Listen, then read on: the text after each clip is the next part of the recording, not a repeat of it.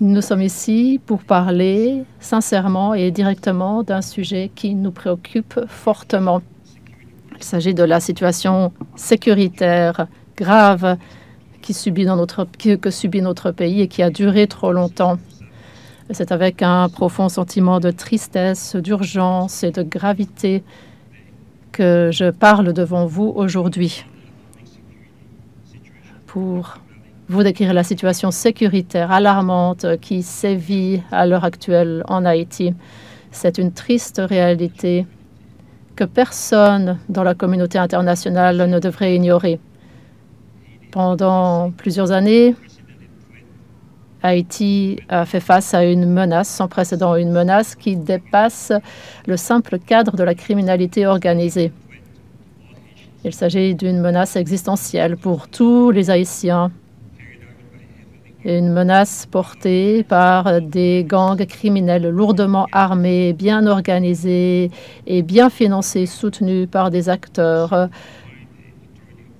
qui cherchent à saper l'autorité de l'État, à fragmenter notre territoire et à répandre la terreur parmi nos citoyens. En effet, les gangs armés contrôlent de vastes territoires du pays, créant un climat de terreur au sein de nos communautés, paralysant nos institutions publiques et privées, se livrant à des enlèvements violents, à des exécutions extrajudiciaires et à d'autres actes criminels graves qui mettent systématiquement en danger la vie de nos concitoyens ainsi que la stabilité politique et économique du pays. Cette situation sécuritaire n'est pas simplement le résultat de dynamiques locales. Il est alimenté par des réseaux internationaux de trafiquants d'armes et de munitions qui s'infiltrent sur notre territoire, notamment par les frontières terrestres et également de par nos côtes vulnérables. Des individus malveillants venus de l'extérieur profitent de la situation chaotique et utilisent les gangs comme bras armés pour contrôler le territoire, terroriser la population et écouler leurs marchandises illicites. L'implication d'acteurs transnationaux a fait de cette crise non seulement une question de sécurité intérieure et de souveraineté nationale, mais également une question de sécurité régionale et internationale. C'est une menace qui plane sur tous. En d'autres termes, cette crise n'est pas simplement une crise haïtienne. L'instabilité en Haïti menace l'entier de la région parce que le trafic ne connaît pas de frontières. Comme les armes à feu, les drogues ne proviennent pas d'Haïti et ne sont pas consommées localement par les Haïtiens. Elles ne font que passer par Haïti. L'une des conséquences de cette crise sécuritaire est une crise migratoire qui affecte les Caraïbes, l'Amérique du Sud et bien sûr l'Amérique du Nord. En somme, Haïti est sur le point d'être entièrement contrôlé par les gangs criminels et nous ne pouvons pas permettre que cela se produise. Nous avons désespérément besoin de l'aide de la communauté internationale pour rétablir la sécurité publique et pour promouvoir un environnement stable immédiatement. Cela dure depuis bien trop longtemps. Il est bien établi que les armes utilisées par les gangs haïtiens proviennent de l'étranger, plus spécifiquement de certains pays. Je pense aux États-Unis qui envoient des armes semi-automatiques et automatiques introduites de par la République dominicaine dans notre pays. Puis la République dominicaine, avec laquelle nous avons une frontière poreuse, il y a de la corruption, de la contrebande qui facilite l'entrée illégale d'armes et de munitions qui tuent nos concitoyens. Puis il y a la Colombie, et le gouvernement colombien l'admet. La Colombie est une source majeure de cocaïne qui transite par Haïti.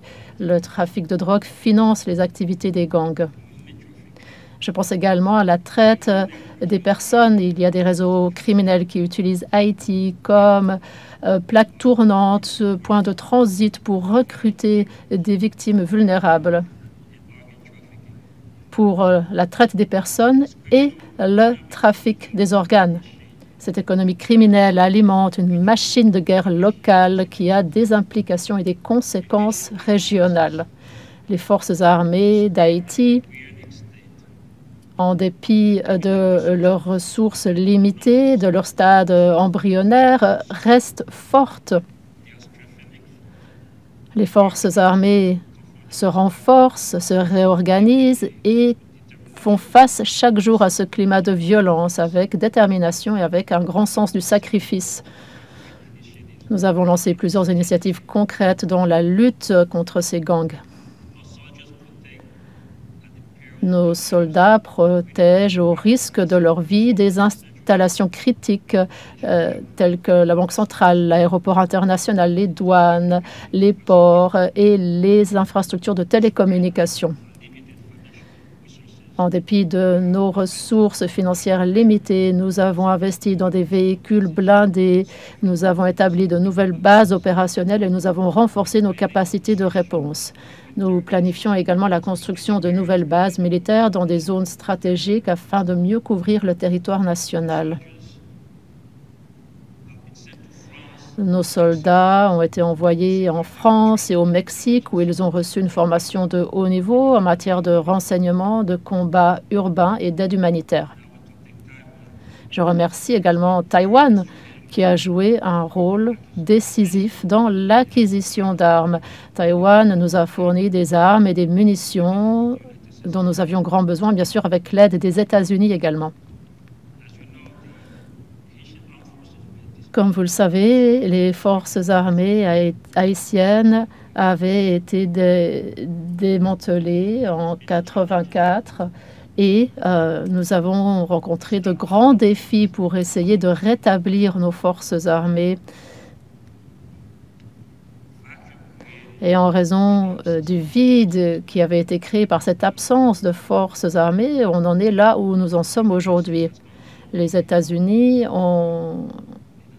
nous ont grandement aidés en tant que partenaires en reconnaissant la nécessité de bâtir des forces armées capables de protéger l'entier du territoire en Haïti. Et nous sommes très reconnaissants aux États-Unis pour cela. Nous les remercions pour leur compréhension. Nous sommes reconnaissants à tous les pays qui nous ont aidés jusqu'à aujourd'hui pour faire face à cette situation. En particulier, nous remercions le Mexique d'avoir accepté de former 700 nouvelles recrues pour nous. Nous remercions le Mexique pour cet effort. C'est ce type d'effort que nous aimerions voir également de la part d'autres États membres pour renforcer nos capacités militaires. Certes, ces efforts sont courageux et nous vous en sommes reconnaissants, mais ils demeurent insuffisants compte tenu de la situation. Parce que les défis sont nombreux.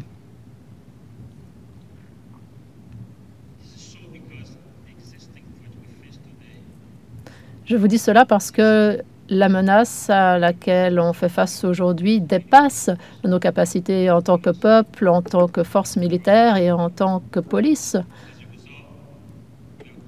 Par conséquent, nous lançons un appel à la solidarité et à l'assistance de la communauté internationale, en particulier à nos partenaires, pour répondre à nos besoins urgents et spécifiques. Par exemple, un soutien à la formation de nouveaux soldats et d'officiers pour sécuriser le territoire national, les frontières à la fois terrestres et maritimes, également pour la construction de bases militaires modernes, à la fois navales, aériennes et terrestres.